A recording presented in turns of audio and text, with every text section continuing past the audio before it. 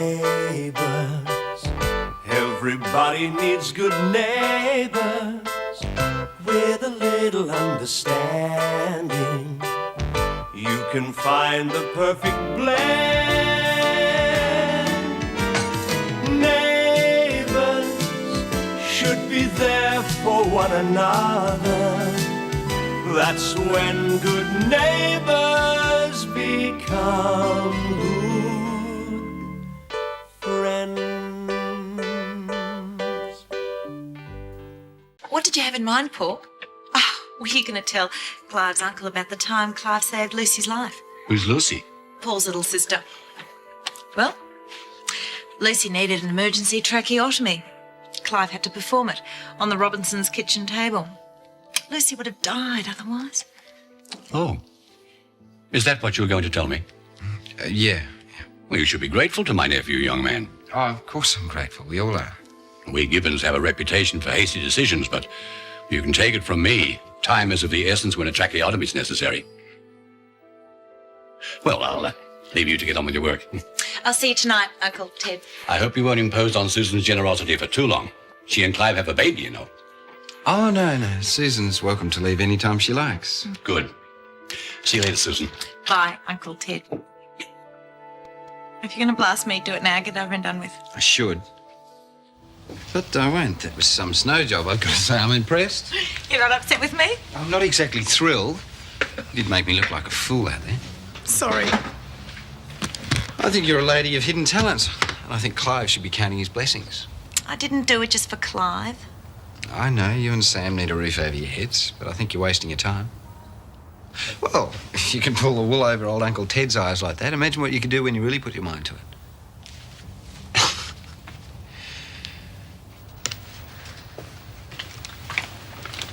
Hi, Dad. Hey, you and Charlene get a good morning study in? Sort of. What do you mean, sort of? Well, we were making progress until Warren arrived. Oh? Do you know what that jerk did, Dad? Cracked a cask of wine before 10 in the morning. Can you believe that? Hope you and Charlene didn't help him drink it. Yeah, well, I didn't. Charlene. Didn't hang around to find out. Madge won't be thrilled. Well, I suppose I better go and have a word with the pair of them about it. No, I don't, Dad. I'm supposed to be keeping an eye on Charlene. Yeah, I know, but it looked as though I was dobbing them in. You're doing them a favour. Yeah, well, tell Charlene that. Well, I better have a word with him. Look, Shane will handle it. He told me this morning Charlene would have to answer to him if he caught her drinking again. Yeah, well, I suppose it would be better coming from him. Anyway, looks like this family has problems enough of its own. This just arrived for Paul. Terry, what does she want? I wonder. Well, I'd chuck it straight in the bin, Dad. Don't even tell Paul about it. You know, that's my first reaction too, but Paul has a right to decide for himself what to do about it. Yeah, I guess so. Hello, Clive. How are you getting on with your uncle? Fine. Would you like to meet him? He's a nice bloke. Why not? You won't forget about the wife and child, will you? What wife and child? Yeah, right. Ted Gibbons, Ruth Wilson, my neighbour. Hello, Ted. Hello. You didn't tell me you lived next door to such a beautiful lady. Oh, now I know you and Clive are related. The same silver tongue. Ah, but the compliment comes from the heart. You care to join me? Thank you. So, what you been up to? Oh, this and that. Called into the office to see Susan. Her boss doesn't seem to be too fond of you. What's he been saying? You're a dark horse. Why didn't you tell me? Look, I know you probably find it a little strange, but... I certainly did, but Susan explained. I'm proud of you, Clive. You're proud of me? Yes. I can understand Paul thinking it a little strange, but we understand in an emergency. A tracheotomy must be performed immediately. Oh, yes, young Lucy. I heard all about it. Clive certainly made his mark in Erinsborough that day. Well, far be it from me to comment on my own reviews, but you two feel free to talk about it to your heart's content. Meanwhile, how about I get us all a cup of coffee? Well, that would be lovely, Clive. Yes, I'll go again, thanks. Oh, there's Jim. Jim! Your husband? No, Jim Robinson. I'm staying with his family. Then you're unattached? No, wait, change that. Make it, we await your prospectus with interest. Dad, I'm not interrupting anything, am I? Oh, come in. What can I do for you? Well, it's a private matter, actually. All right, well, come into the office. We'll finish that a bit later. Excuse me. What's up? This arrived for you this morning from Terry. Why didn't you just burn it? Well, don't you want to know what she's got to say? Nope. Dad, as far as I'm concerned, Terry is dead. Which is the way she tried to leave me, if you remember. She must be having a pretty miserable time of it in prison. I can't help feeling a certain amount of sympathy for her. Dad, she tried to kill me. She panicked. She was terrified you were going to ring the police, and despite everything, I think she really loved you.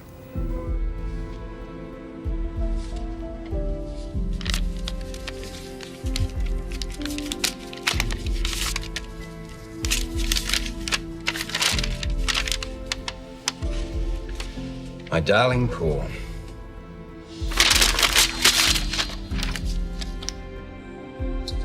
So you're not going to give her a chance? Why should I? It must have taken a lot of courage for her to write. I don't care about her, Dad.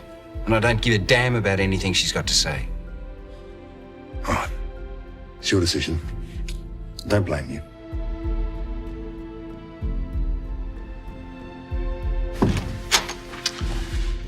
I thought you might have shown a little more compassion.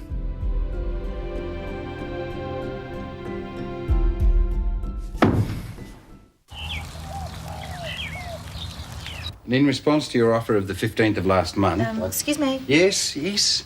Have you checked that date? I think it's the 16th. Susan, it's your job to check those sort of details, not mine. Okay. Don't bite my head off. What were you and your dad talking about, for heaven's sake? Did he have some bad news for you? No, look, it's not important, all right? Oh, hey, I'm sorry. Let's go. Let's get out of here and go and get something to eat. Oh, thanks, Paul, but I can't have my boss taking me to lunch every day. You go. I've got some sandwiches to eat here. You sure? Mm-hmm. See if you can shake that black cloud while you're about it. Yes, boss. I'll check that date on the computer and type up the letter while you're gone. Okay.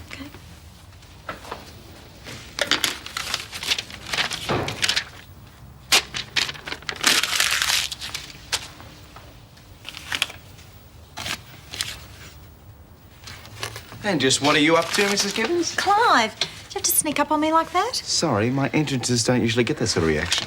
No, I'm sorry. He just gave me a fright, that's all. Oh, not half as big as the one Ted just gave me. He told you he poked his nose in here? I don't know how you steered the conversation around to Lucy's tracheotomy, but thank you. Well, we may not be so lucky next time. I don't know how long I can keep it going. You deserve an Oscar. Paul thinks so too. I bet he was furious. Well, actually, he was impressed. But that'll wear thin if your uncle decides to pay him any more surprise visits. I'll have to think of some way to keep Ted busy while he's staying. Well, think fast. Because if Paul doesn't slip up, someone else is bound to. Thank you. Jim, this is Ted Gibbons. Oh, yes, Clive's uncle. How do you do? All the better for having met this charming house guest of yours. Ted tells me he's lived in America for the last 30 years, but from the way he talks, I think it must have been Ireland, somewhere not too far from the Blarney Stone. Well, that's where Clive gets it from. He's always coming up with some sort of a crazy scheme. The gift of the gab was a classic. Gift to the gab. Yeah. Sort of a Ramsay Street running gag that Clive instigated. But of course he doesn't have time for that sort of thing anymore, not now he has a wife and child. I'm pleased to see he's settling here so well. He's a real asset to the community, there's no doubt about that. Always seems to be on hand whenever he's needed. And Susan and the baby adore him. They certainly do. She's a wonderful girl, that Susan. What are your plans when you leave Erinsborough? Oh, I want to catch up on the family, see how my brother is. I know he's alive, but is he still kicking? And then I plan to travel a bit, see Europe again. Ted was talking to me about London, Jim. Made me feel quite homesick. You spend some time in England? Oh, a couple of visits. Great place. Maybe I can talk him into slipping me into one of his suitcases. Hey, what a great idea. Are you planning a trip back home? Well, not before Jim's mother-in-law gets back from her trip. As I told you, I'm helping out here while she's away. Yeah, but after that, if you're still thinking of going... If we happen to be there at the same time, I'd be delighted to show you around. I'm sure I know a few places in the old Dart you haven't come across yet. I'll bet there are. Sounds like a wonderful idea. Nothing like having a native on hand when you're exploring a foreign country. Especially someone as attractive as Ruth, eh, Jim? She'd be hard to beat.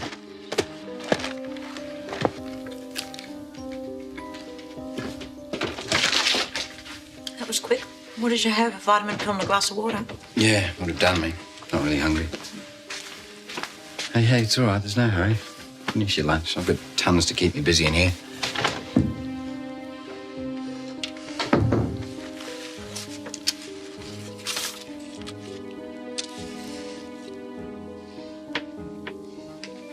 Pens down. Time for a break. I can smell the calories. I don't think you will ever have a weight problem. You don't have to go to all this trouble, you know, Ruth. I enjoy it. Well, I won't argue then. I enjoy it too. Having you here. What did you think of Ted? Well, he seems like a nice enough bloke. He's taken a shine to you by the look of it. It's hard to tell. Maybe he always carries on like that. Like what? You know, all that charm, all those little innuendos. Still, I did get the feeling that he wanted to ask me out. Would you accept if he did? Would you mind? No, I have no claims on you, Ruth. No. But I thought we had an understanding. You mean a lot to me. I won't deny that. But I can't ask you to give up anything or anyone on my account. I can't honestly call the feeling I have for you love. Not yet, anyway. I see. So if you want to go out with Ted or with anyone, you should. Right then. I will. Excuse me. Great talking to you. Yeah, Dr. Cindy and the kids. Take care. Boy, you can talk. I've been trying to phone you since 2 o'clock. Ah, well, you know how it is. Ring an old friend, time slips away. Finished at the surgery. Yes, I've handed over to my locum. I'm completely at your disposal for the rest of the day. Great. I just got one more call to make to the States. You've been phoning the States all afternoon? Oh, I made a couple of calls to Perth, too. I'd offer to put a few bucks in your kitty, but I know you'd only be put out. What's a couple of long-distance phone calls? Right. Oh, hell, that call can wait till later. Well, don't put it off on my account. No. I'd much rather talk to my favourite nephew. So, what else have you been doing with yourself all afternoon? Oh, Ruth and I had a long chat about England. Nice lady. I'm hoping to ask her out while I'm here. Jim won't like that. Jim. Oh, Jim Robinson. Ruth introduced me. They have a sort of an understanding. I didn't get that impression at all. The lady obviously likes me. He didn't seem to mind.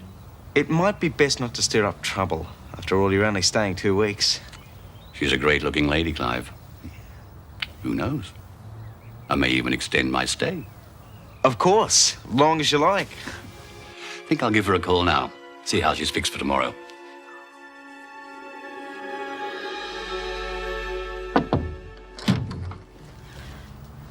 Paul, I've got a confession to make.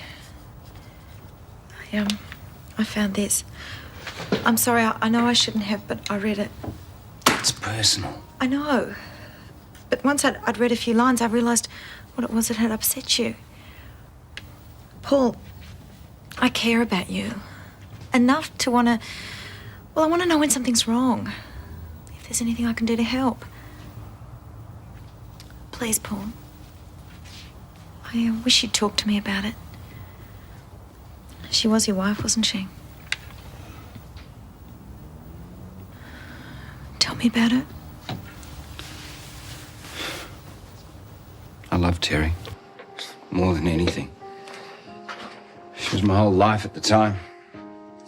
What went wrong? Everything.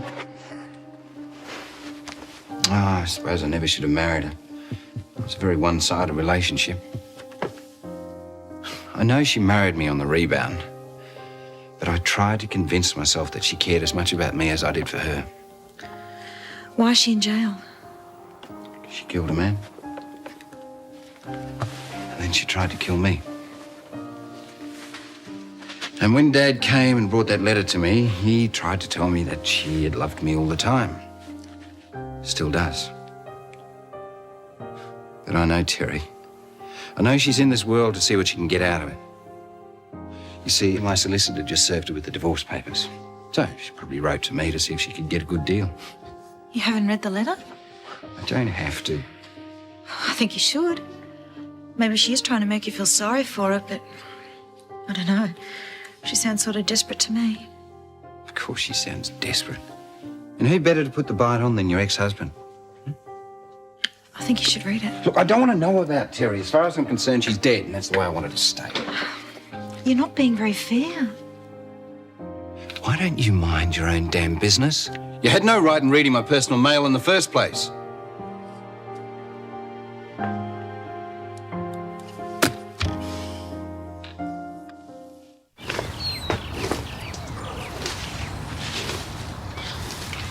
Morning. How's the study?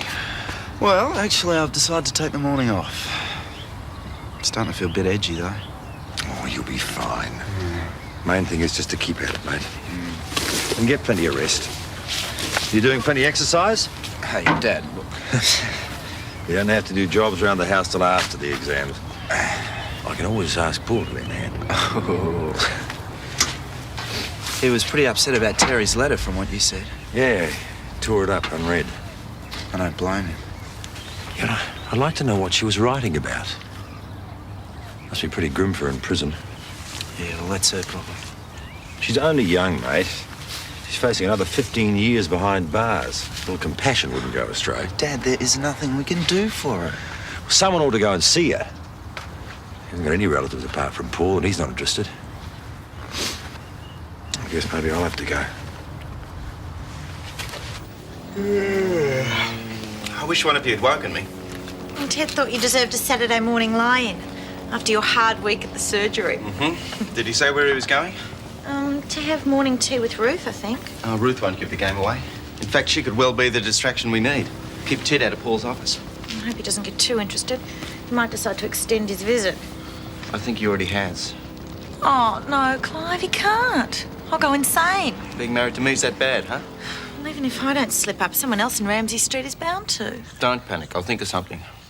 You'd better, mastermind. While you're putting that wonderful brain of yours to work, could you take care of Sam while I go down to the shops? Now, that sounds like a much more interesting pastime. Well, I'll only be an hour or so. Boy, I wish you could talk. I bet you'd come up with 100 brilliant solutions. Yes, children can certainly be a two-edged sword. By the time they're ready to leave home, you've forgotten what life was like before you had them. Once they've flown the coop, life can be a little lonely. The loneliest time for me was just after my husband died. It's hard when you lose a partner. Of course, my wives didn't die on me. What happened, Ted? If you don't mind my asking. No, of course I don't mind, no. We were both young. We went to America, further my career in medicine. Career took off with a bang. She felt neglected. Got interested in other guys. That was it. And the second time around? That's the same story. She was a lot younger than me. We were happy for a while, but she found someone else. You must have been very disillusioned. Hope springs eternal, as they say. Maybe it'll be better third time round.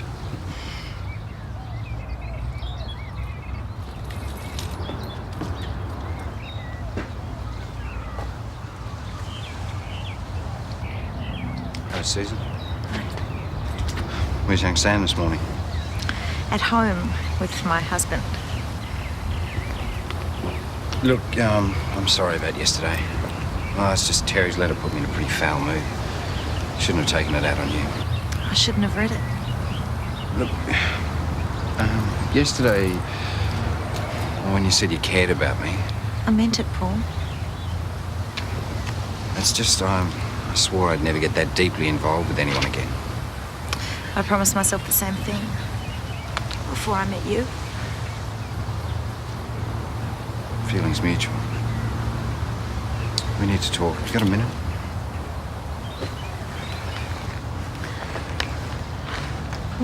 About that letter. Oh, please, forget it. No, it's shown me something. If we've got any hope of a future together, then we got to start trusting each other. And we mustn't hide things. Either of us. And we start all over again? From the beginning?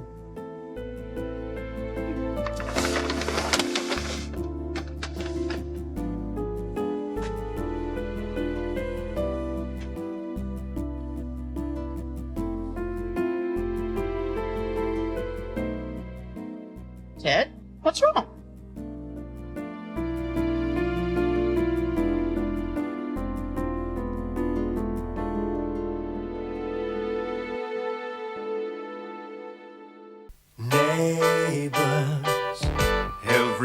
Everybody needs good neighbors with a little understanding. You can find the perfect blend. Neighbors should be there for one another. That's when good neighbors become good friends.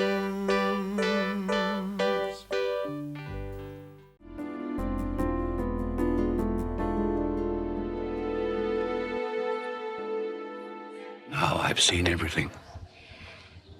Poor Clive, Let's not jump to conclusions. and in broad daylight. Has she no shame? It may not be as bad as it looks, Ted. It's a catastrophe. My nephew's wife having an affair with her boss. No wonder Robinson was so touchy when I mentioned Clive's name. Ted, I really think you're overreacting. To think there's a child involved. It's tragic.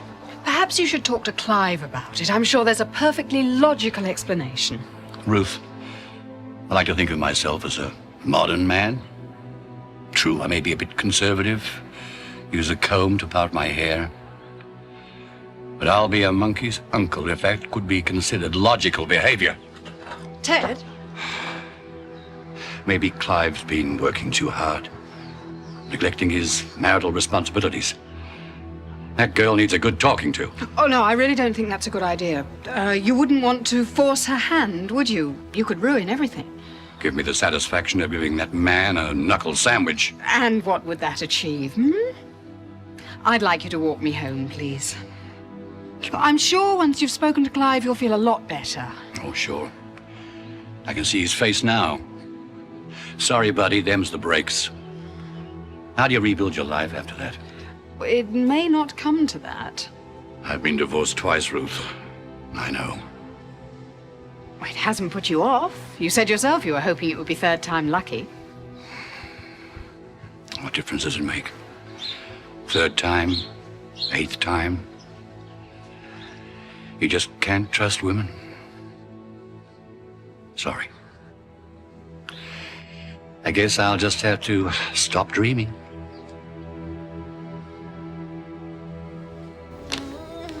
Oh, hey, I need some breathing space. Hey, how much time do you want? Oh, don't joke. You know, we need to talk. Oh, yeah. Yes, Miss Carroll. Talk. I'm being serious. I don't like getting this involved when there are still questions unanswered. Yeah, ask away. Terry. What's she got to do with things? The divorce is nearly through. The paperwork, great. What about you?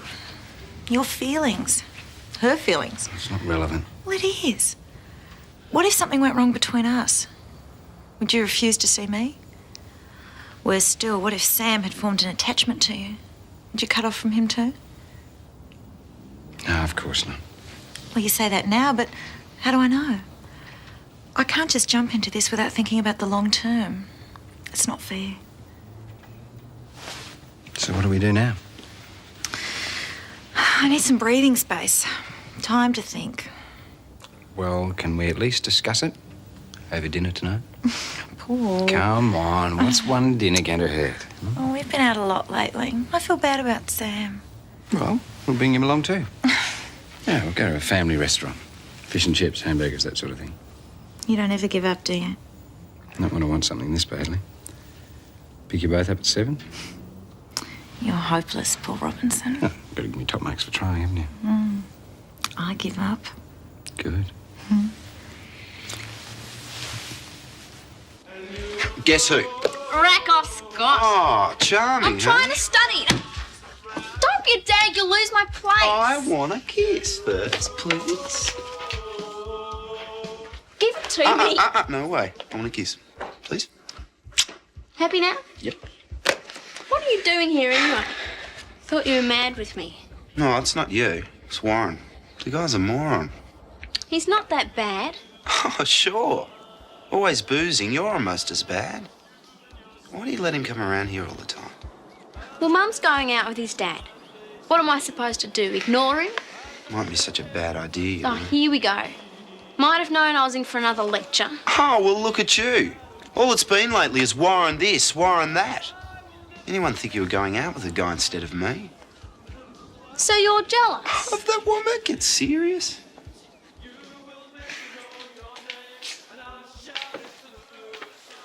Okay, I'm sorry. You're entitled to choose your friends. Whoopee. Look, you know I'm only saying this stuff because I love you. Scott, all we seem to do lately is fight. I don't need it. I've got enough to worry about. Fair enough. So, will you stop hassling me? Only if you give me a kiss. Well, what about Hamlet? Hamlet can wait his turn.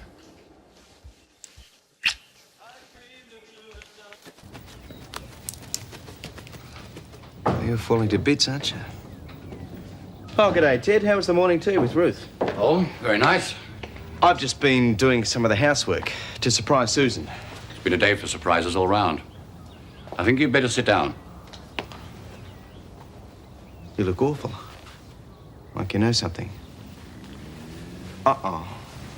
There's no easy way to say this, son, so I'm going to come right out with it. I know you're man enough. Look, whatever it is, no yelling, okay? I've only just put Sam down. Ruth and I just witnessed something which distressed me a great deal. Susan's having an affair. It may not be as bad as I think. There's no doubt Paul Robinson's led her astray. They kissed. And the way they looked at each other... must be a jinx for us Gibbons. Now, women tend to stray. Maybe it was a mistake. I know what I saw. That accounts for his antagonism toward you. He was obviously eaten up with guilt. Your marriage is a sham, son.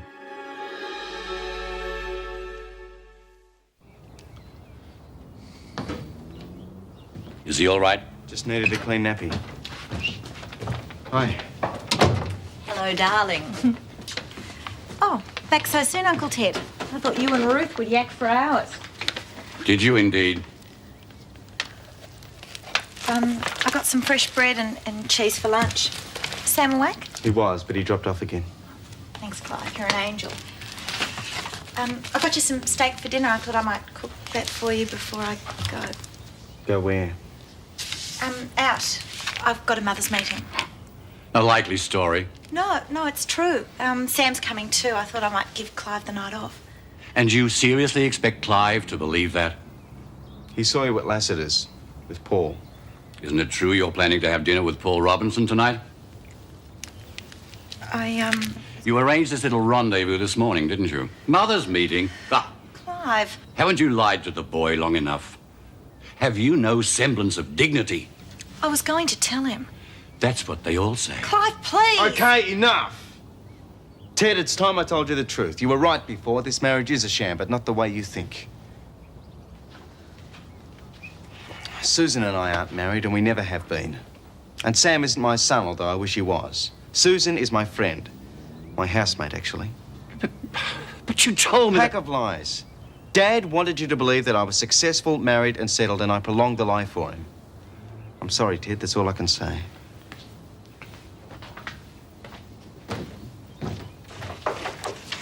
Dad, look who's home! Hello, Lucy.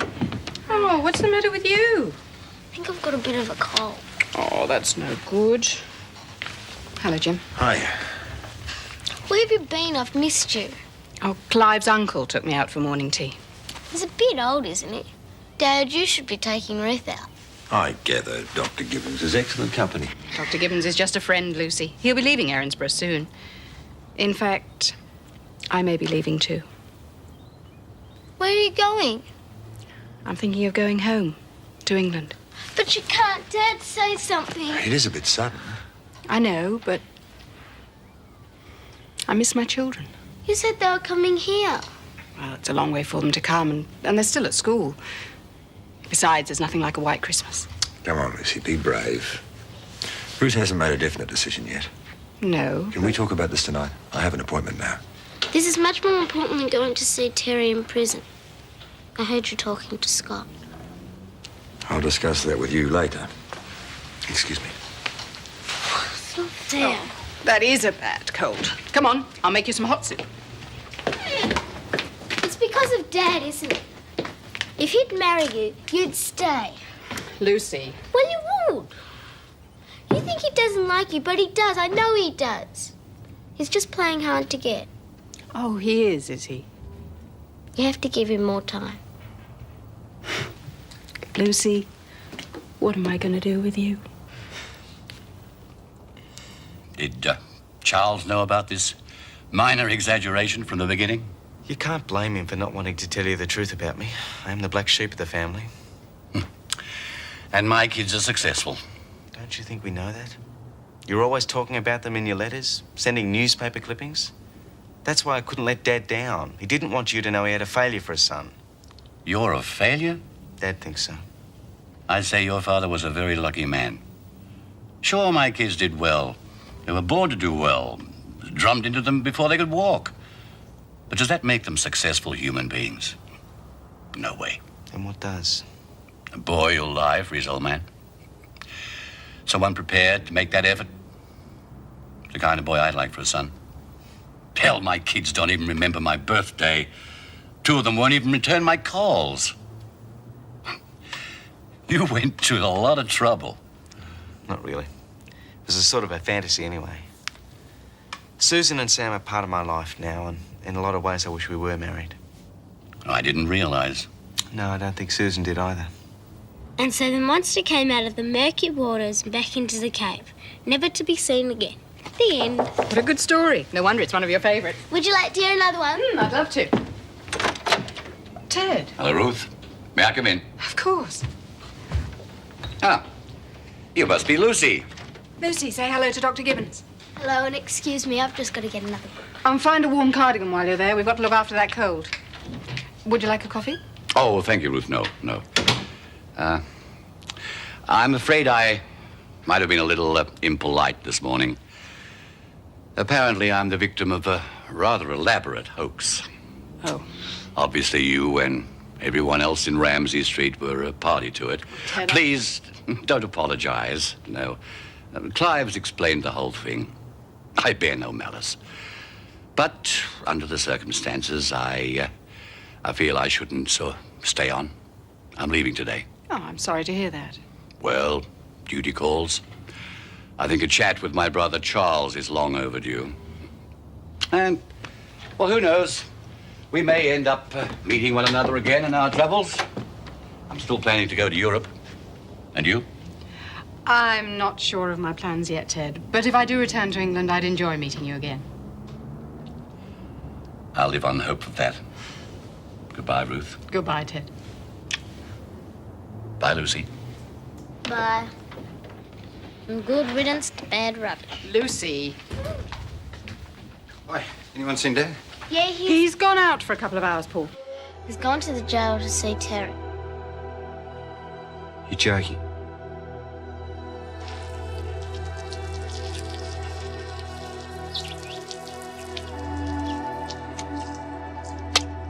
Might as well get everything out of the closet. Ted, meet Bertha. Not quite the flashy Mercedes you expected. Oh, well, then, a flash car costs a lot to insure. I think it suits you. Really? Well, I'll say goodbye now, Clive. Yeah. It's been an interesting visit, if nothing else. I plan to see your father while I'm here. May stay over for a couple of weeks. Oh, that's great. Look, you won't blow up at him over all this, will you? Don't you worry. It'll be our little secret. Just so long as you two aren't at each other's throats anymore. Are you crazy? That's what keeps us both going.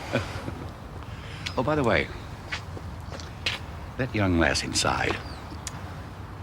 I didn't call you a success for nothing.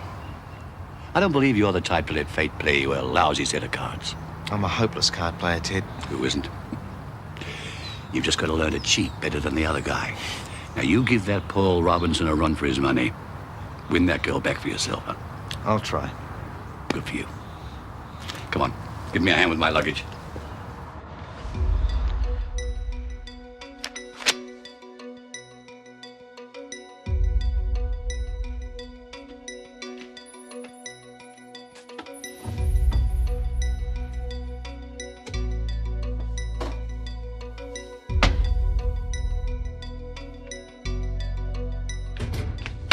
Ruth said you wanted to see me. You couldn't leave well enough alone, could you? You couldn't respect my wishes even once. Look, you had no right to. I had every right. Until the divorce comes through, Terry is still my daughter-in-law and your wife. Yo, she's got nothing to do with me. The girl still exists, Paul. Right now, she wishes that she didn't, but we can't just ignore her. And apart from anything else, you did love her once. She's very depressed, and whether you like it or not, she needs our support, and she needs to see you. Yo, I don't need to see her. In fact, I never want to hear her name again or see her. Is that understood? Feel better? Yeah, I just need to stretch my legs. Hey, can we get back to the study? Warren will be here soon. Oh, great. No wonder you're in such a hurry to get back home. Well, I said he could come around. You know, you're starting to get really boring about this, Scott. Warren's a friend and he's lonely. The guy is a deadhead. Half the time he's tagging around after you, and the rest of the time he's too tanked to know what his middle name is. You've seen him at school. He's going through a rough time. His parents have just divorced. Right. I know what it's like. That's supposed to be an excuse, is it? Lots of kids get a hard time at home. They cope. When my mum and dad split up, the last thing I wanted to know about was school. Yeah, well, you're better off without your old man, from what I've heard. Thanks, Scott. You really know how to stick the knife in. I didn't mean it. Dad's got his faults, sure. I know that better than anyone else. But I still love him. Yeah, okay. I'm sorry I spoke. You think everything's cut and dried.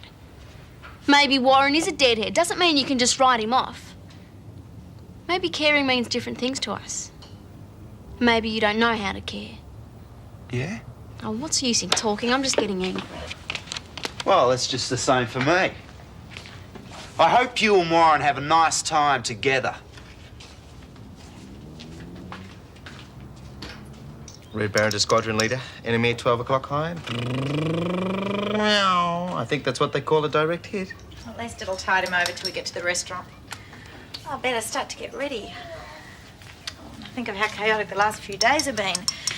I guess we'll laugh about it one day. We made quite a team. A very good team. Oh, no, Clive. Don't tell me. You got a crazy aunt flying in from Alaska. You knew. Maybe the reason we were so convincing was... What's what? Doesn't matter. No, tell me. I guess I kind of like the idea of playing a dad. Being with a girl I cared about. Sounds like you're getting a little clucky in your old age. Now, all you need to do is find the right girl. Yeah. Come on, Buster. Time for your bath. Susan? My favourite rubber ducky's on the top shelf. I reckon he's old enough for it now.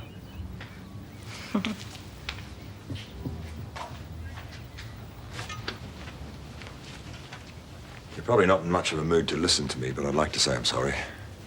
Not for going to see Terry, but because I didn't discuss it with you first. Would it have mattered if you had? You know how I feel, Dad. It's not healthy to be so bitter, Paul. You're too young. There are too many good things. Life goes on. I've got my work. That's all I need. Yeah. I seem to remember saying something similar myself once when your mother died. Well, Terry's dead too. That's the way that I see it. The divorce and the jail sentence take care of that. I mean, you talk about wasted time, Dad. Every single second of that marriage was wasted time.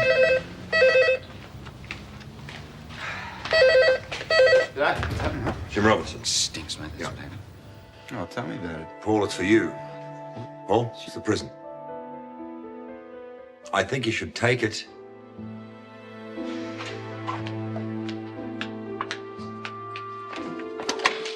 Paul Robinson.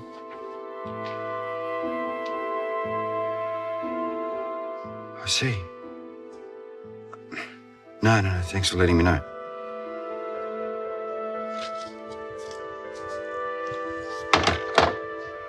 Hey, what's wrong? It's Terry. She tried to suicide.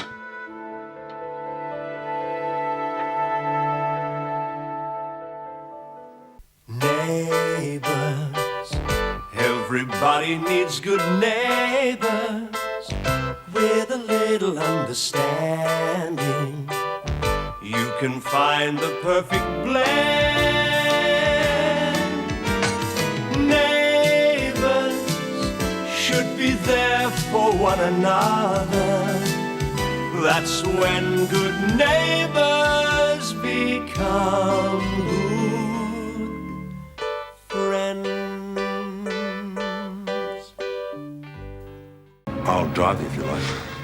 No, I'm not going anywhere. Well, you have to go and see her now. I don't have to go anywhere, Scott. Paul, Terry must have felt that she couldn't take any more. She needs help.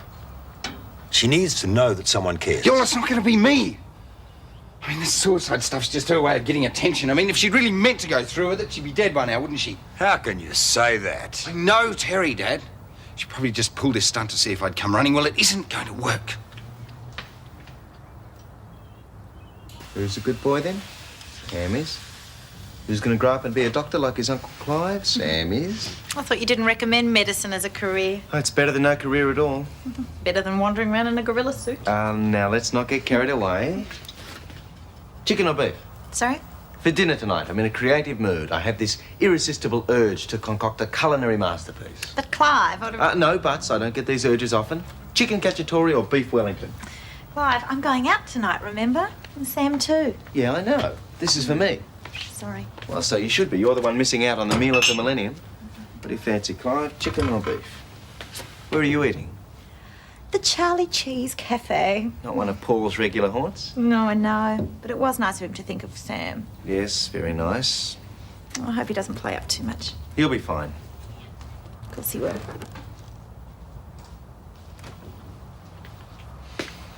Give my regards to Charlie Cheese. Oh, it's you. Oh, don't sound so happy to see me. Sorry, thought you might have been Scott. Doesn't sound like you'd be too pleased to see him either. Well, we had a fight. I thought he might have come over to make up. Yeah, well, why don't you go over and see him? No way. After the things he said, I'd be lucky if I ever speak to him again. So how are you? Have you seen Mike? You've got to be kidding. Jane won't let me anywhere near him. Talk about possessive. Yeah, well, they are going out together, so... Yeah, I know. Boys are a dime a dozen. But if I can't hold on to one, what am I going to do with a dozen? What have you been doing? I've been at the library all day. How come? You should have come here. Well, there was a lot... Why not? It's because of Warren, isn't it? Well, he just gives me the creeps, that's all. I happen to like him. Well, fine. He's your friend, no one else's. Well, no one else gives him a chance. He doesn't give himself a chance. Too right, whoever he is. G'day, Warren. G'day, Charlene. Nick, is there any wine in the fridge? Are you kidding? After Shane just bawled me out? It's under the sink behind the jam jars. Well, anyway, I really should be going. Well, suit yourself. I was just at see Ruth will have dinner No, ready. it's okay. You don't have to make excuses. Bye, Warren. See you later. See ya. She gone already? Yep. Must be my deodorant. So what are you going for tonight? No, just study. Wow. Can forget about that. We've got a party to go to. Jerry Butler's. Yeah? Oh, great. I'll ask Scott if he wants to come, and Mike and Jane. Sure, why not? The more the merrier. Cheers. That's awful. I only met Terry a couple of times, but I really liked her. Yeah, well, I wouldn't say anything to Paul about it, okay? Was she going to be all right? Paul doesn't seem to care one way or the other. I'll grab some milk, will you? I've just been over to see Charlene. Oh, yeah? Well, what did you say to her? She's not too happy with you at the moment. A few things about her old man she didn't exactly like. I didn't mean to, but you know what she's like with her father. Yeah, well, she's pretty upset. Yeah, I know. Well, why don't you go over and apologise? Saw her on there? Well, in that case, she can just go jump. If she wants to spend all her time with that jerky, she's welcome. Paul, maybe we should at least ring the hospital. And Just forget it, will you, Dad? Here we go. Thanks, Nicky. Paul, I was really sorry to hear about You're sorry. Everyone's sorry. Can't anyone see that's exactly what she wants? Everyone feeling sorry for her? I mean, poor little Terry, all depressed and no one to talk to. Paul, I don't... All right. I will go and see her, find out exactly what happened. But if this is another one of her attention-seeking games, she can go to hell. Oh, I'm sorry, I didn't realise. It's not your fault, love. I'm just glad he made the decision to go.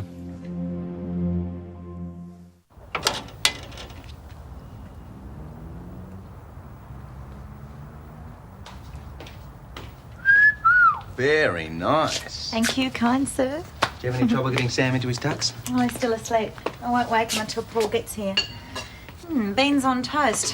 What happened to the culinary masterpiece? I just decided that there was no point in wasting my talents on myself. Oh, now you're making me feel guilty. Don't. Just go and enjoy yourself. I'm really looking forward to it. You don't think I'm overdressed or anything, do you? You look fantastic. If I were Paul, I'd be over the moon. Thanks, Nicky. Oh, get it.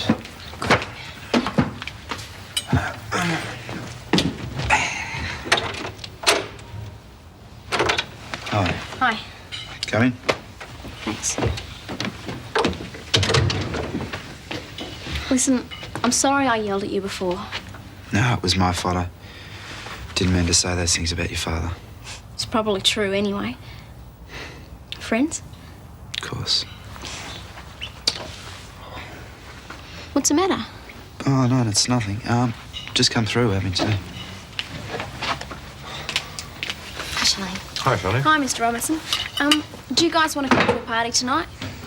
Is Warren there? Well, yeah. He told me about it. It's at Jerry Butler's. Oh, well, I really have to do some study tonight. I can't. You've got a fair amount of work to do too, haven't you, mate?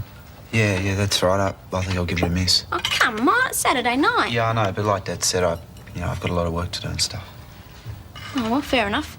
I'll have to go with Warren then. Okay, see you later. Bye. Bye-bye.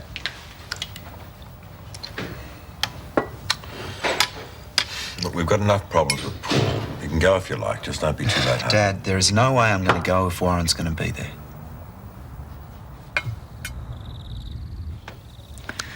Where the hell is he?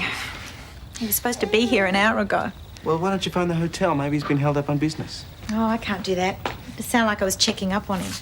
No, you're entitled to. You can't sit here all dressed up with nowhere to go. Oh, I guess not. No, I'll wait a while. Well, you must have a good reason. Maybe he's had a flat tire or something. Maybe. You'd think he'd phone, though, if he knew he was going to be late. Well, it must be something important. He wouldn't just forget. Relax. It'll all work out fine. I think you may have been stood up, Sammy boy. Hey, you look great. Thanks. Well, I wonder if Scotty knows what he's missing out on, huh? Still, it's his bad luck, huh? You and me'll have some fun tonight instead, eh? Warren, Scott and I are still going out together. Just because he's not coming tonight, it doesn't mean I'm up for grabs or anything. Well, you can't blame a bloke for trying. Well, come on, let's party. Yeah, hang on a sec. Well, hurry up, we're late already. I just want to leave a note for Shane. What for? Well, if Mum rings, he can tell her I'm at Jane's study. Ask a stupid question. Well, come on, what are you doing? You're writing your memoirs or something? Okay, I'm just as keen to get to the party as you are. It's my last chance to have some fun before the exams. Oh, yeah, that's right. Look, maybe you should stay at home with Scott and study up for these exams. Get real. Hey, come on, I thought you and him had this big thing going. Look, if he wants to be boring and stay at home with his head stuck in a book, well, that's his problem. Now, are we going or not? What's up? I just can't get into it, that's all. You're worried about Charlene, aren't you? I don't know, Nicky. Sometimes I think we've got such a good thing going, but I just get so angry. I mean, all this stuff about Warren Murphy, she knows I hate his guts, but she still keeps hanging around with him. It's just, she does it to bug me, I think. I don't think so. Look, it's probably just for her mum's sake. Hell, if Mrs. Mitchell gets married to Warren Murphy's dad, Warren's going to be Charlene's stepbrother? Yeah, and if you two get married, he's going to be your brother-in-law. Yeah, well, that's another good reason to say single, I think. Well, you can hardly blame Charlene for wanting to be friends with him. I suppose not. But she doesn't have to go overboard about it. You know, you really surprised me tonight. Well, turning down the party to stay home and study for your exams. Well, I didn't really have much choice. Even this stuff is better than putting up with Warren's stupid Murphy. Just the same, it was a sensible thing to do. Yeah, it's a pity Charlene didn't think so.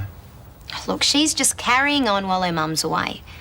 Once these exams are over, we can all go out and have some fun. Yeah, it just cannot come quick enough for me. I see.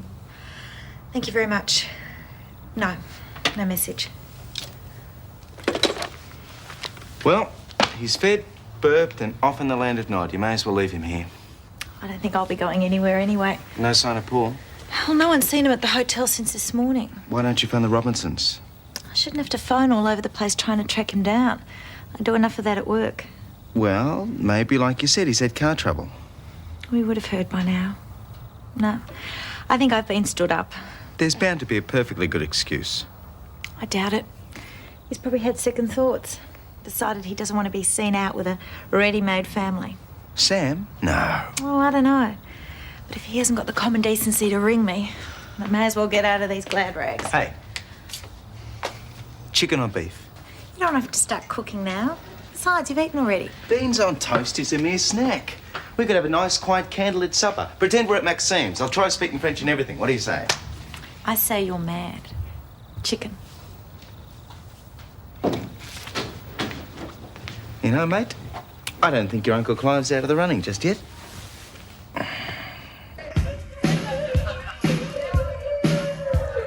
Oh, g'day, Warren. Hi. Charlie. Oh, Jerry, how's it going?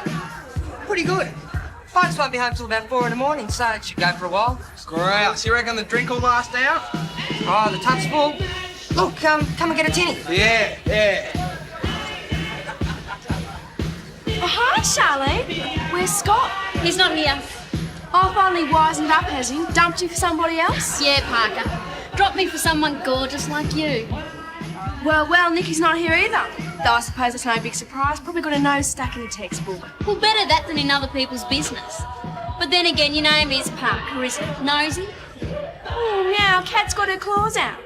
You're very sensitive tonight. Maybe Scott's helping Nicky with her homework. Maybe.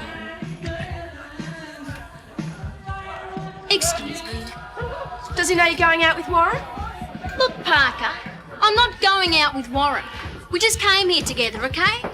So how about you get your feeble mind out of the gutter and grow up?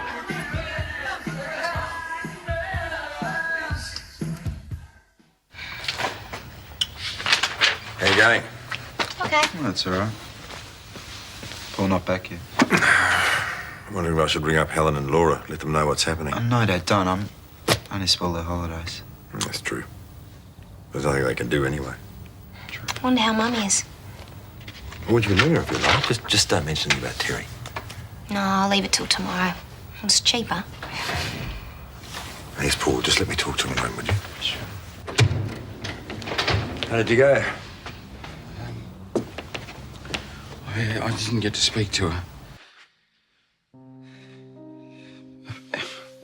Evidently, she's been on medication for months for depression. She's been saving the tablets up. Nobody knew. She's going to be all right.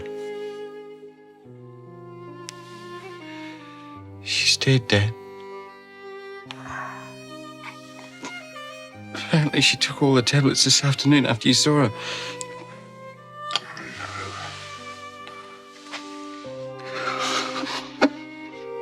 Why did she do it? I mean, what did you say to her?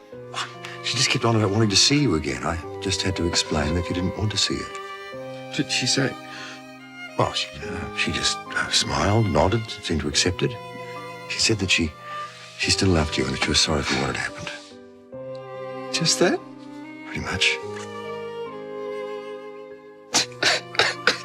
It's my fault. Oh, no. Don't blame yourself, mate. Why not? If I hadn't been so pig-headed, she'd still be alive. I might as well have just put a gun to her head and pulled the trigger.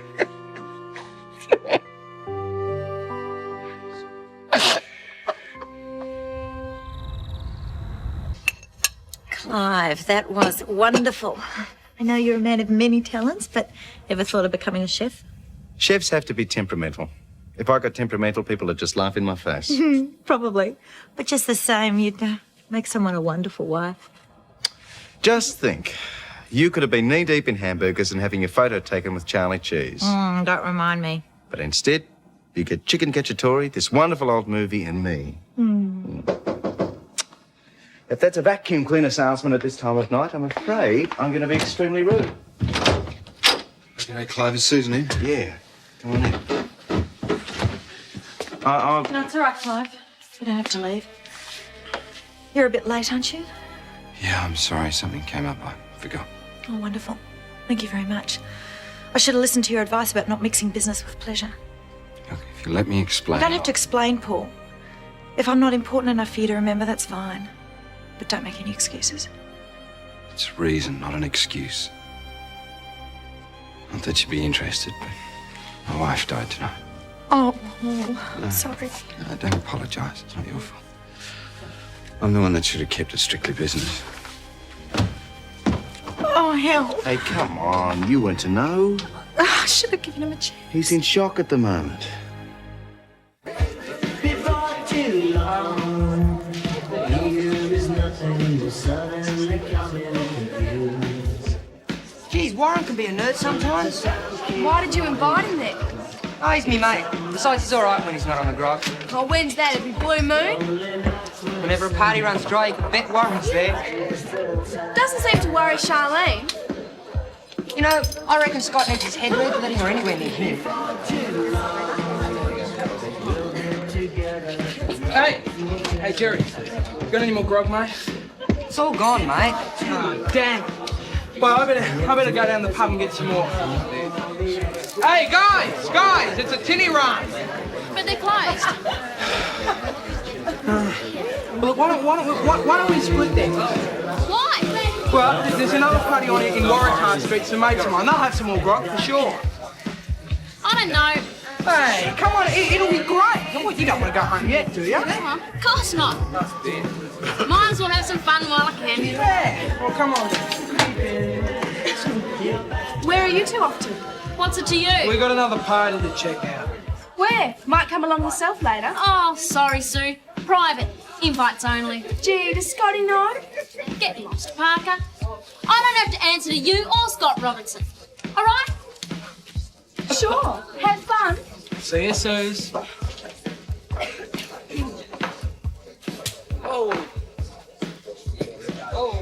Hey, Jerry. Where's your phone?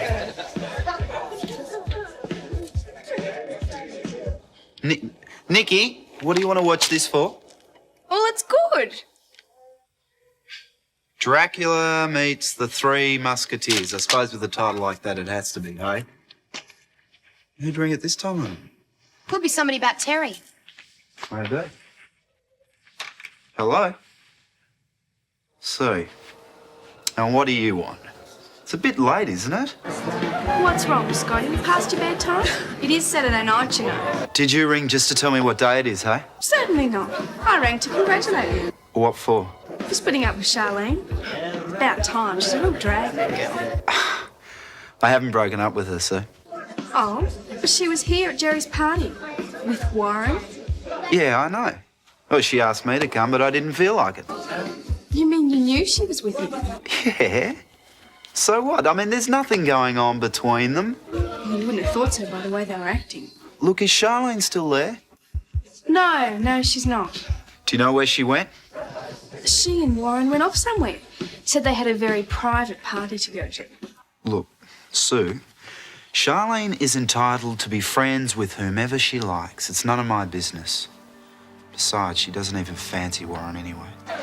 Geez, you're thick sometimes, Scott. The whole school knows she's been after him for ages, and now she's got him. Neighbours, everybody needs good neighbours with a little understanding. You can find the perfect blend. Neighbours should be there for one another. That's when good neighbours become good friends.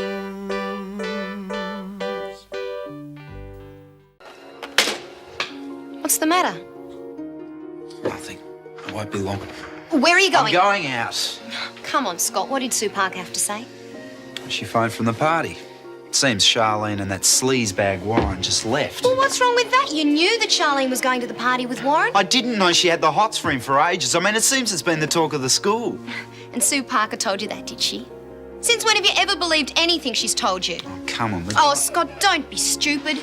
Charlene loves you. She's not going to do anything to risk that. Warren is just a friend. Sure. Oh, and why did you let her go to the party then? Because you love her, and, well, love means trust. You wouldn't have thought anything was going on if Sue Parker hadn't phoned. Look, she's got it in for all of us. You know that. She's always stirring. Besides, what were you going to do? I don't know. Try and find her, I suppose. And then what? I talk to her, I guess. The guy is a nerd. He could try something. Charlene can look after herself. What if he gets her drunk? She'll be all right, Scott. Trust her.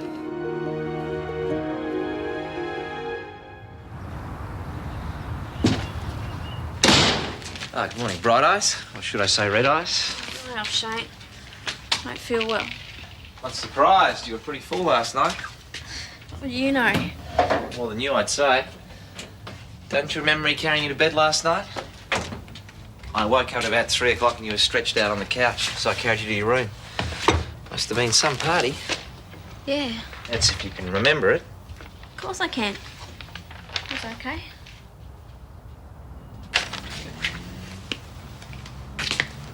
You okay? Just a little giddy. Need some juice.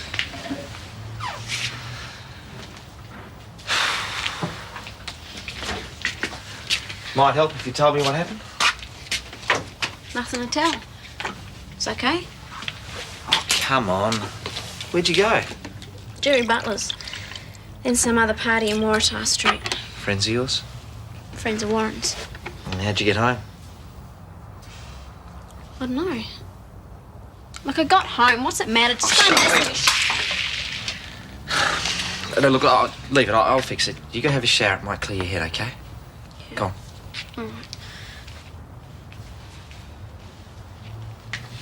Wow, the biggest mountain in Erinsborough. Here's the maple syrup. Terrific. It's too bad Philip isn't here. Doesn't know what he's missing. Des. Still, it's a pity you have to leave. Des? Still, he never appreciated what a great pancake cook you are, did he? How are the pancakes, Mike? Great. I can't have too many, though. I'm going for a jog later. That?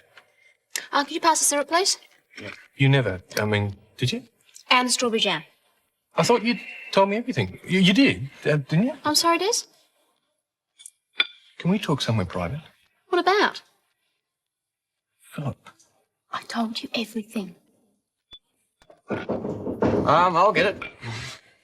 Listen, Daphne, I would appreciate a little bit of honesty here. Is there something you haven't, forgotten to... I'm old enough to know the truth. Hi, Des. Jeff. Hi, Scott. Yeah, hi. Listen, guys, we're a bit busy at the moment. If you don't mind coming back... You look as if you've been burning the midnight oil. You shouldn't be studying so hard.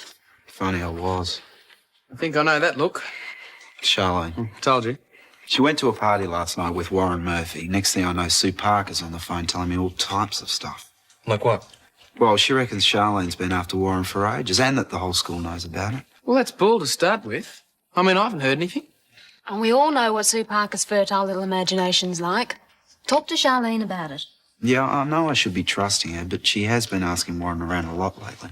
Talk to her, Scott. Don't go jumping to wild conclusions before you've spoken to her. That's exactly right, mate. Be aware of your facts before you go around getting jealous. Sorry. Well, I was going to go around there this morning. Have you had breakfast? Oh, not yet.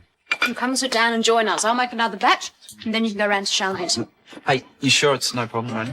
Not at all. Dad? Yes, Des.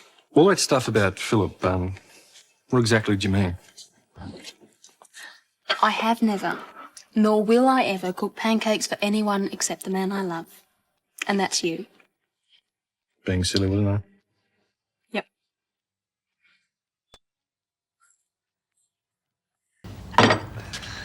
How do you feel now? Worse for saying this, you have it. All right, that's it, young lady.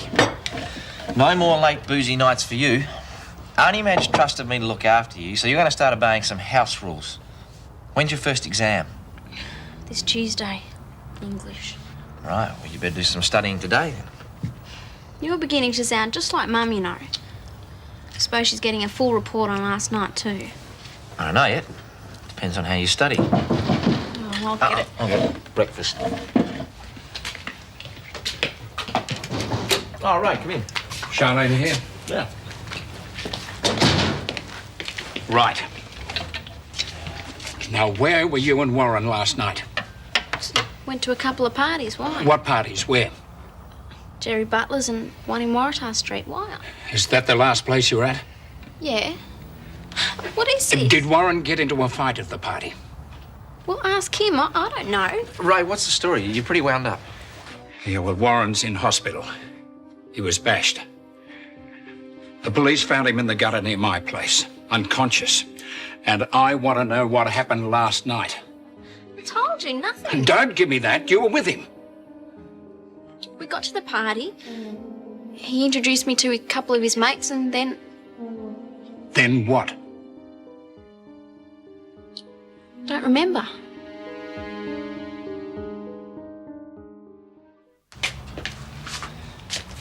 What's keeping her?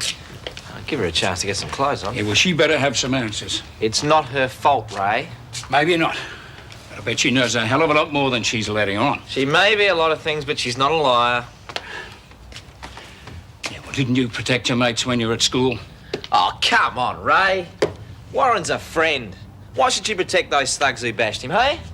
Look, you saw the way she reacted when you told her. It's the first she'd heard about it. I'm ready. I called the police, and they want to have a talk to you at the hospital. Why me? You were with him, weren't you? Yeah, but I told you, I don't remember. Do I have to? It's all right, I'll be with you. What do I say to them? The truth. Now, come on, we're wasting time. Look, the police only want to help. And if they get too tough, well, I'll sort them out.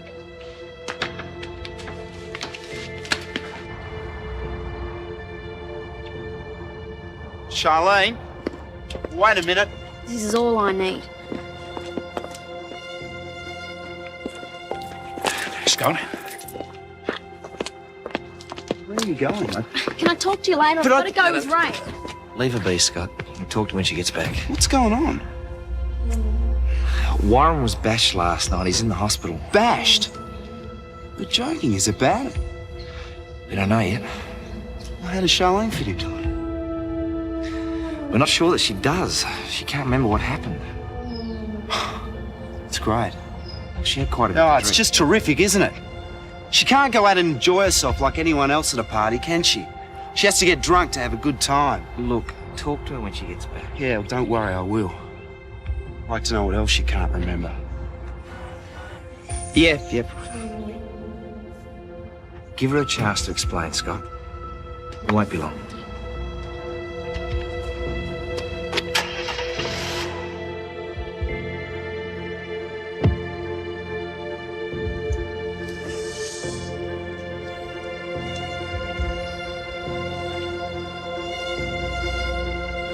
Did you know any of the other kids at the second party? Not really. They were mostly Warren's friends. I'd seen a few of them around, though. Were there any that showed a dislike towards him? No. Everyone got along. You sure? Yeah. When did you leave the party? Early morning. With Warren Murphy? I guess so. You don't know? Well, I suppose I did. Why aren't you sure? I had a bit to drink. What do you remember? We arrived there together. I mean, he brought me there from the first party. We were drinking and I had a dance with some guy. That's all I can remember, honest. Did Warren become jealous when you danced with the others? He's not my boyfriend, no. You're wasting your time, mate. She obviously doesn't know any more than she's already told you. She'll be asking the other kids. We intend to. Thanks for your time, Mr. Murphy. Miss Mitchell. She's got to be protecting her mates. Mr. Murphy, Oh, is he going to be okay? your son regained consciousness for a moment. Anne? Well, for God's sake, tell me he's going to be all right. He was lucky. It could have been much worse. His left arm is broken. He has extensive bruising and lacerations, and there's a swelling to the back of his head. We'll know more when the tests are through. Did he say anything? Something about Charlene. Was she safe? That's all, I'm sorry.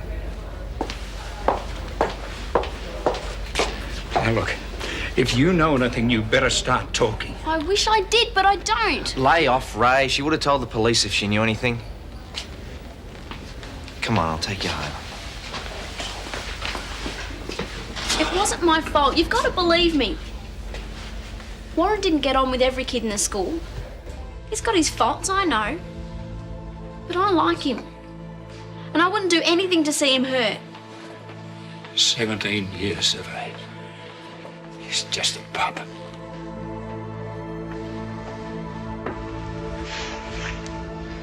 I reckon I'd like to be left alone.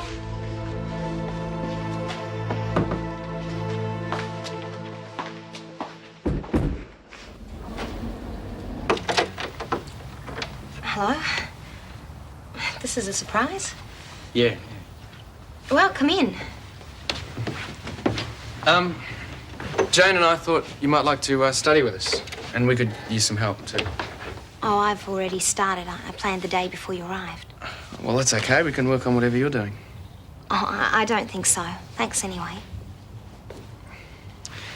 Nikki, I know Warren gave you a hard time the other day, and it's my fault because I wasn't totally honest with you about Jane from the start. No, I'm fine, really. Look, Nikki, I'm really sorry about what Warren said, but it shouldn't stop us from being friends. Don't worry, I've never liked Warren. Well, he's not our favourite person either.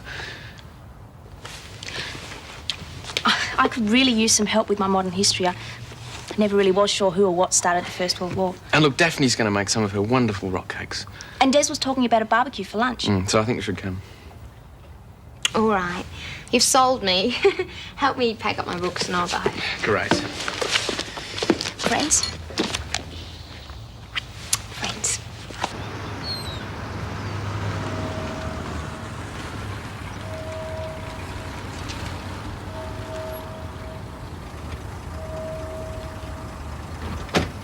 Got some questions to ask Get you. off We've got to you. talk. Can't wait. I want to know what happened between you and Warren. Give it a break, will you? You're bad enough as it is. Besh, come on, break it up, Scott. Just give her a bit of time. It's been a pretty rough morning for all of us. Do you three mind keeping your arguments to yourselves? You're disturbing the whole street with your carry-on. And it is Sunday morning. I don't hear anyone else complaining, you old bag. Such insolence. I've just about had enough of you, young lady. You should be taken down a peg or two the way you're behaving. Don't worry, Mrs. Mangle. I'll look after her. In my day, you'd have received a good hiding for talking to your elders like that. Stupid bag. No, I reckon Mrs. Mangle's right. It's about time you were taught a lesson. What's got into you? I mean it. I'm sick and tired of the way you use people, especially me. Next time you're in trouble, don't expect me to pick up the pieces. Scott? Right. You got the plates, knives and forks. All right. Yeah, Jane. Be careful, don't drop it. Is this all there is? I mean, for the five of us? Well, it's only lunch, Des. There's more meat in the freezer if you want to defrost it. Yeah, no, but it shrivels up when you cook it. Well, I'm not that hungry. I don't eat much for lunch.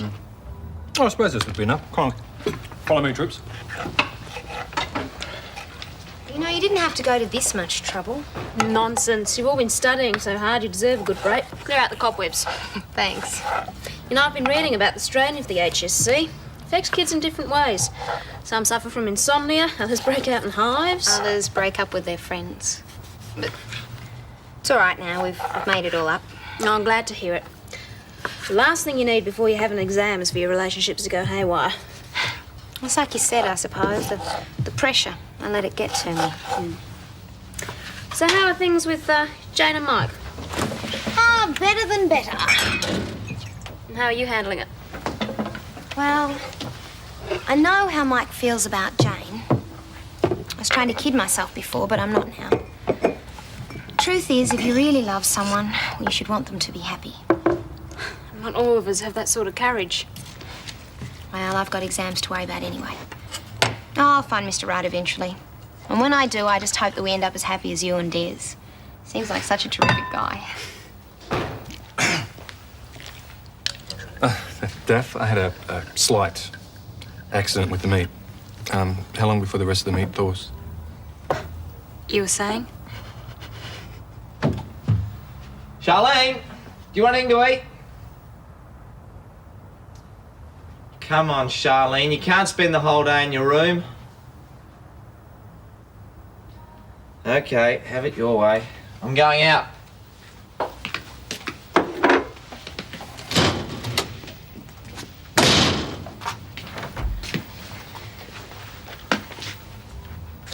I thought you'd gone. I didn't think you'd come out if I was still here. I just want to be left alone, right? No, you don't. Come on. Come through here and sit down. Come on. Yeah, you want something to eat? A cup of tea might help. Won't bring Scott back. If Warren hadn't talked me into going to the stupid party, I wouldn't be in this mess. So feeling sorry for yourself's going to help? You didn't have to go. And when you did go, you didn't have to drink so much. Look, I've warned you about drinking. Didn't any of it sink in? Shane! Then why do it? It was a party. The others were drinking. What else was I supposed to do? You could have always said no. So I don't need this. Oh, yes, you do. Come on. You're copping out. Sit down. So what if everybody else is doing something? If they were shoplifting, does that mean that you have to do it? Of course not. Then have the guts to stand up for what you want. Be different. They might just respect you for it. And what if I don't respect myself? I don't even know how long I was at the second party for. Or if I saw Warren get bashed. I don't remember anything. Come on, it's all right. We all make mistakes. Just have to learn not to make the same one again.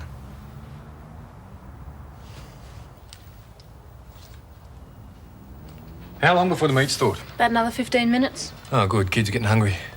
Well, they wouldn't be if you hadn't dropped the meat in the flower bed. Well, I told you it was a simple accident. Nothing you ever do is simple. I said I was sorry. It's all right.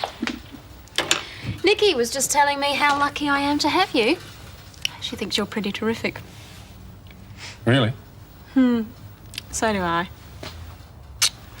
She sees us as being the perfect couple. Well, having me for a husband, I mean, that's only to be expected. But you're certainly not perfect.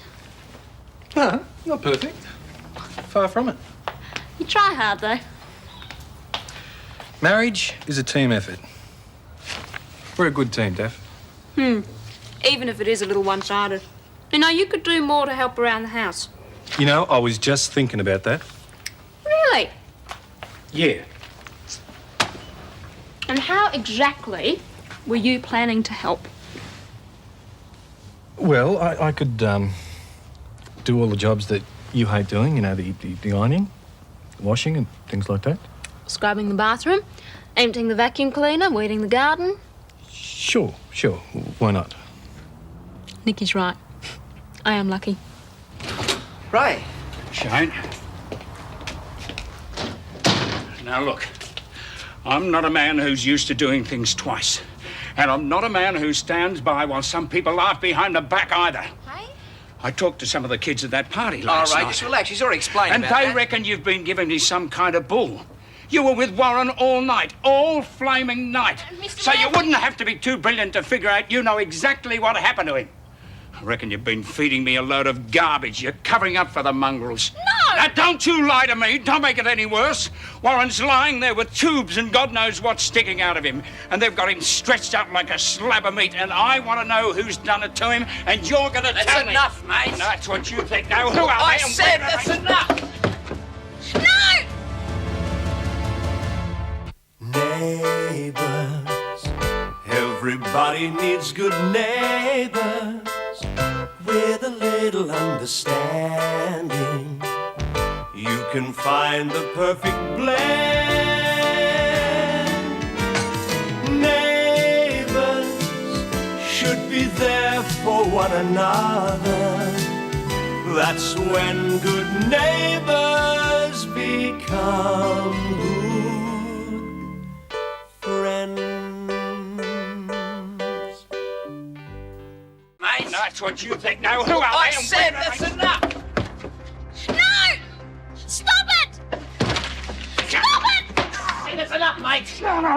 Look, my son's in the hospital and I want to know the names of the blokes who put... I would tell you! You know, all right. That's enough, mate. Look, Bonnie's not going to help Warren. She said you don't know anything. I believe her. All right. I'll get that, will ya? Look, calm down a bit. All right. Look, but I'm not leaving here until I get what I've come for. It's for you. It's a hospital. Oh, I left the number just in case there was a change. Ray Murphy? Yeah? Yeah, sure. Thanks, I'll be straight over. Warren's regained consciousness. I'm going to the hospital. I'll come with you. Oh, like hell you will.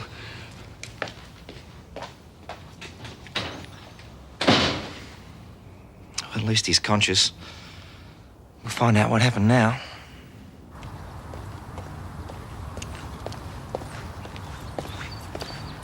Oh, goodness, you nearly knocked me over, Mr. Murphy. Well, I'm sorry. And where you might be, anyone would think there was a fire or something. I'm on my way to the hospital, so if you don't mind... Dear, is someone ill? My son was beaten up at a party last night. Oh, how dreadful. Have they caught the persons responsible? Not yet. Well, surely there were witnesses. Yes, Charlene. But I'm afraid she was too drunk to remember what happened. At least that's her story. Charlene? Charlene Mitchell? Oh, good gracious.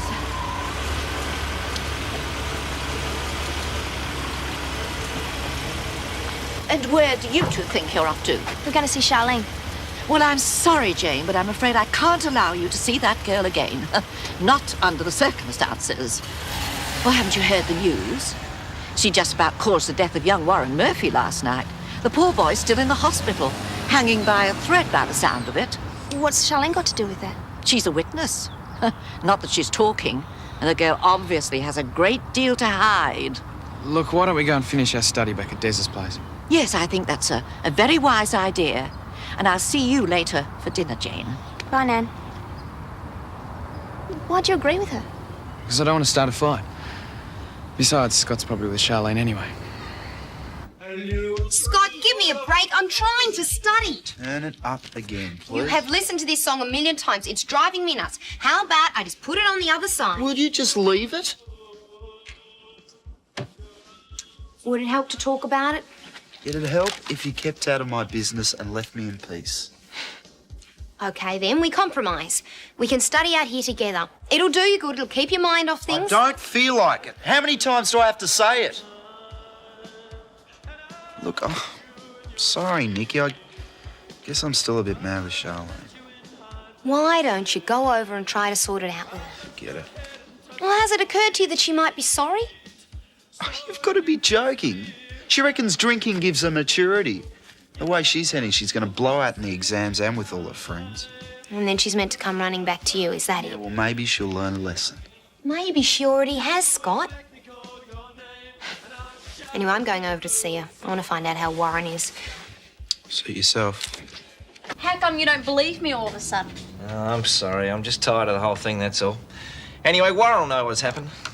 Well, maybe I should go to the hospital and ask him. Oh, you run to Ray if you do.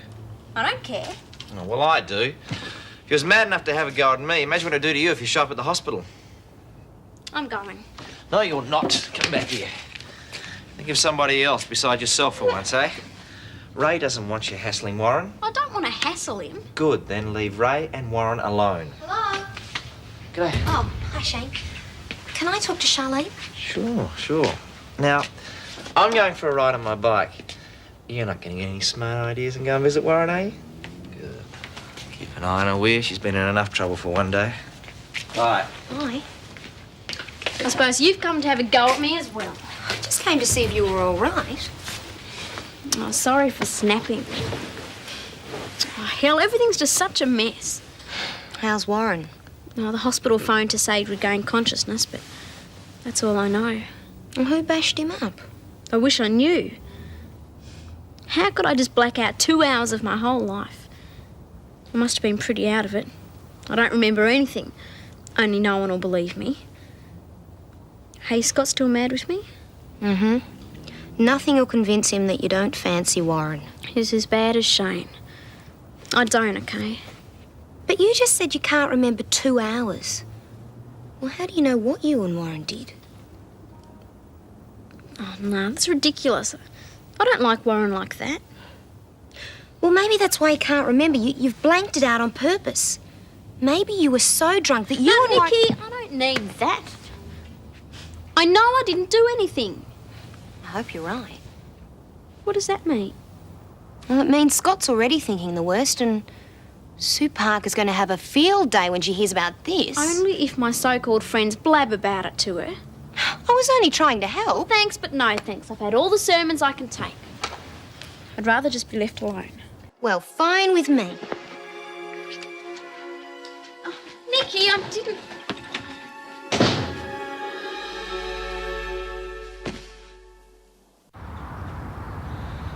How's it going? Nothing to it. Oh, very nice. Yeah, the back's even better. No one sees the back. Besides, it crinkles up as soon as I sit down. Do you want people to think I don't look after you properly? Well, I keep my coat on. Do it again. But I'll be here all night. Besides, my feet are aching. Oh, well, I'll do it then. No, I'll do it. Sorry, Des. Hi. G'day, mate. Hi. Hope I'm not interrupting any scenes of domestic bliss. Take a look for yourself. What's this? Role reversal? He insisted. Well, Daphne works too. I think it's only fair that I do my bit around the house. Look, I'm not knocking it. Tell you what, why don't I bring my ironing over here as well? Looks like you do with the practice. Ha ha. How's Charlene? Oh, she'll survive. It's Warren that I'm worried about. Mrs. Mangle told the kids that Warren's nearly at death's door. Oh, he's not too good, but he's not that bad. Told you Nan was exaggerating. Can we go over and see Charlene? Sure, why not? Nikki was over there visiting when I left. Ray's a bit upset with Charlene, I gather. Ropeable. Lucky Major's in Adelaide, then.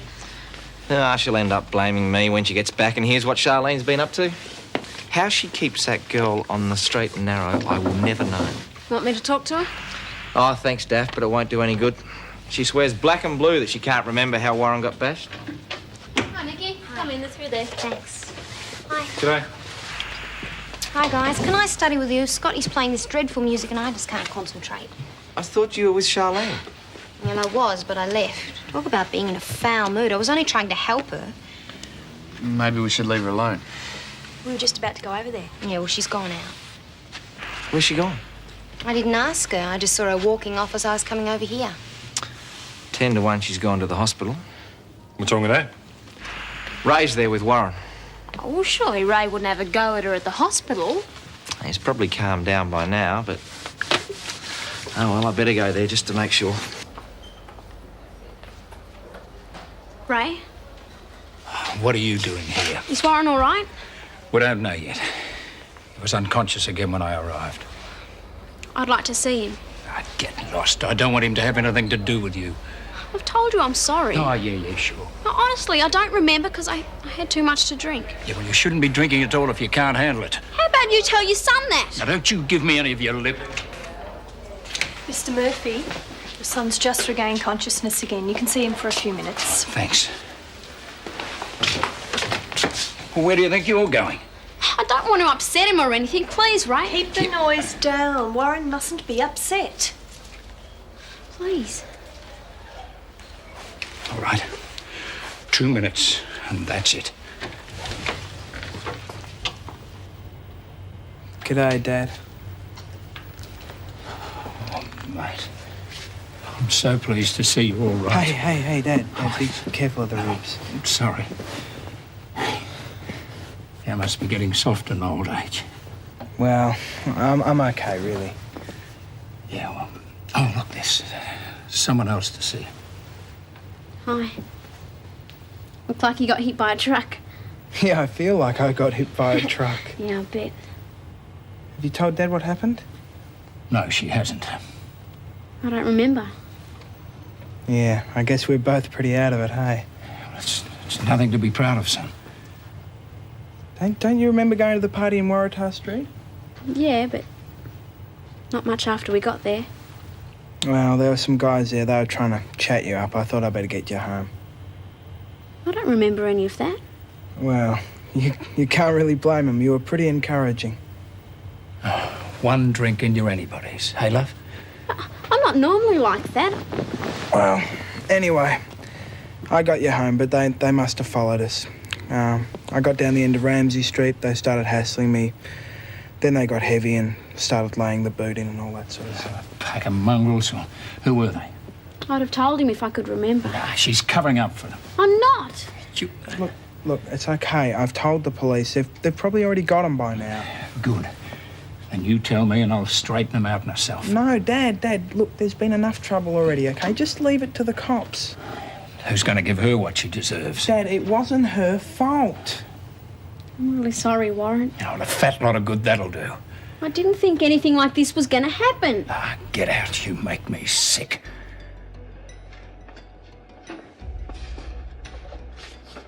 Don't take it out on her, Dad. Well, she's got off pretty lightly to my way of thinking.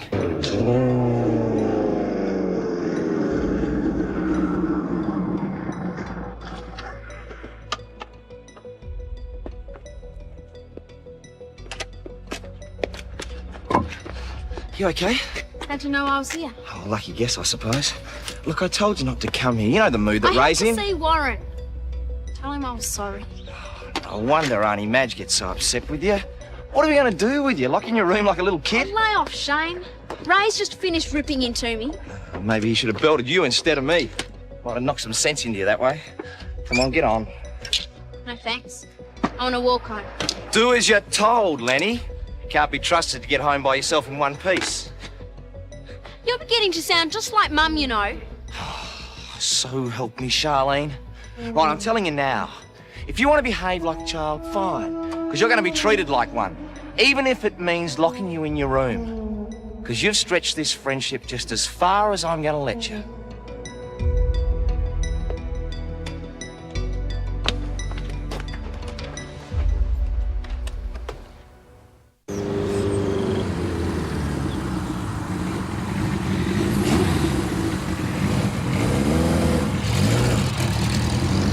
Excuse me. Is there any word of the Murphy boy? I've just seen him. He's going to be okay. No thanks to you, I'm sure. You have been a busy little bee, haven't you? And what's that supposed to mean? Well, you've hardly had time to draw a breath. There was the matter of the baby you told everyone was yours. I'm not surprised everyone believed it. You come to expect that sort of behaviour from girls like you with low morals. Look, Mrs. Mangle, And then, as if all that carry-on with young Scott Robinson wasn't enough, you get poor Warren Murphy virtually beaten to death. And you lie about that too. Charming. I didn't lie to anyone.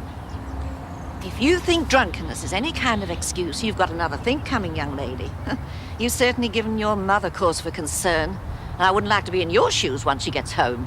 Why don't you get on your broomstick and fly off somewhere?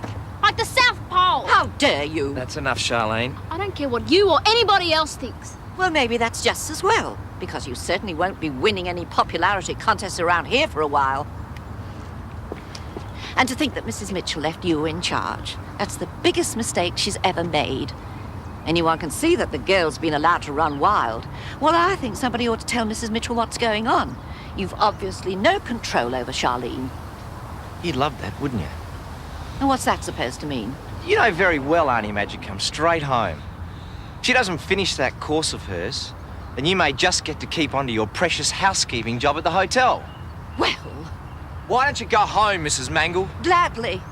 I can see trying to talk some sense into the pair of you is just a waste of time. I've forbidden Jane to see Charlene again. I don't want her influenced by a drunken little hussy.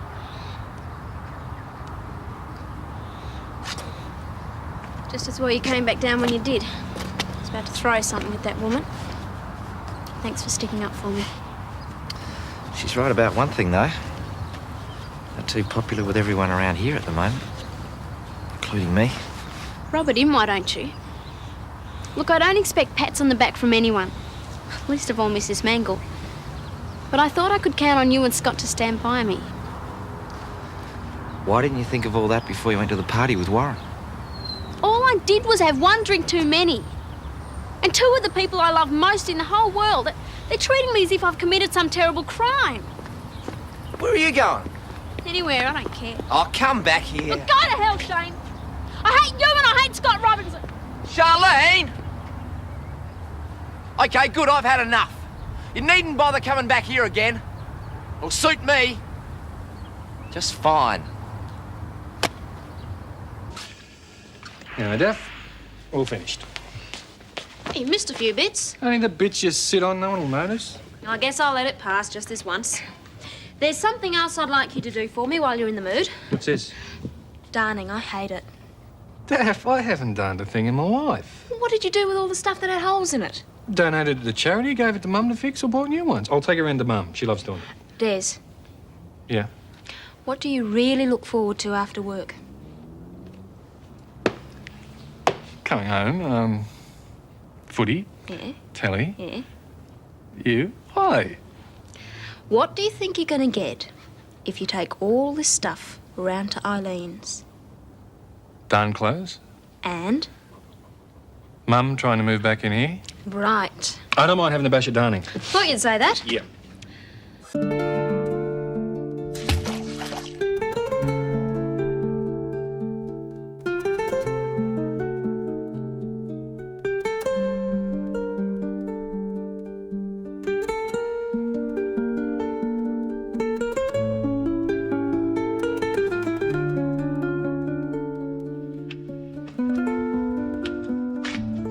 Hi, Scott. Hi. Hi.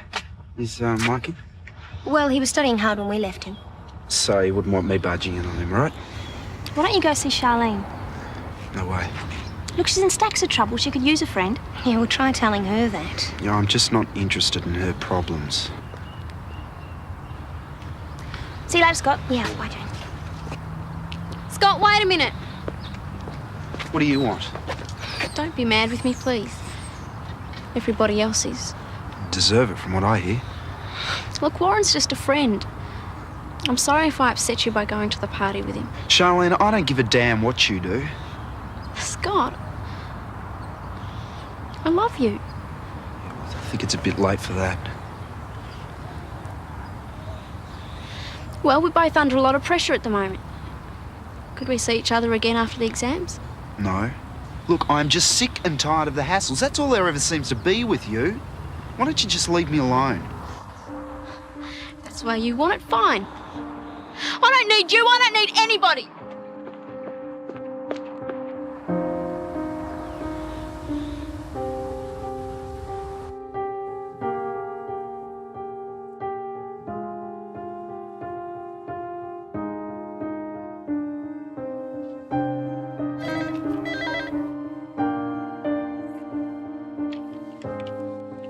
Hello.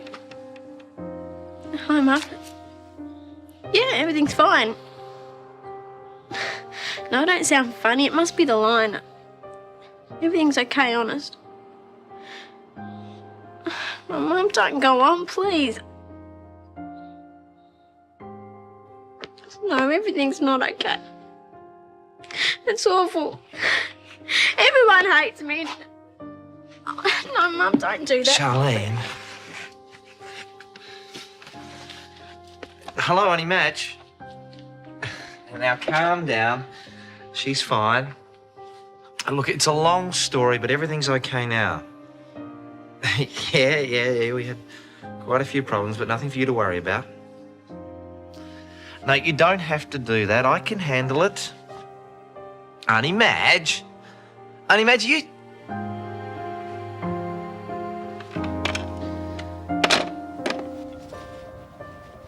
She hung up.